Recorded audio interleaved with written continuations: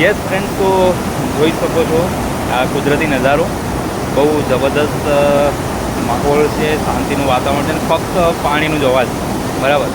જોઈ શકો છો અહીંયાથી નીચે ઝરણા દ્વારા નદીમાં પાણી જઈ રહ્યું છે અને ફ્રેન્ડ કન્ટિન્યુ ચાલુ છે આ વસ્તુ, બરાબર. અને ચારે બાજુ તમે હરિયાળી તો જોઈ જ શકો છો, બહુ સુપર છે.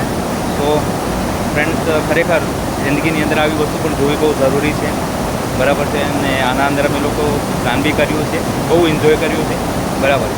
અને જેને કહેવાય કે 3 કલાક ક્યાં નીકળી ગયા ખબર બી ન પડી ફ્રેન્ડ, ઠીક છે. તો સુપર તમે જોઈ શકો છો, બરાબર.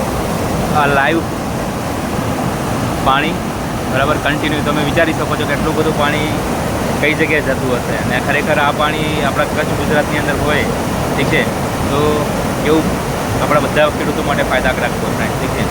તો બસ ભગવાનને આપણે એ જ પ્રાર્થના કરી કે અહીંયા જે પ્રકૃતિ આપી જ છે, તો એવી જ પ્રકૃતિની મહેરબાની કચ્છ ગુજરાત ઉપર કરે ફ્રેન્ડ, ઠીક છે. તો બહુ જબરદસ્ત માહોલ સર્જાઈ શકે છે, ઠીક છે.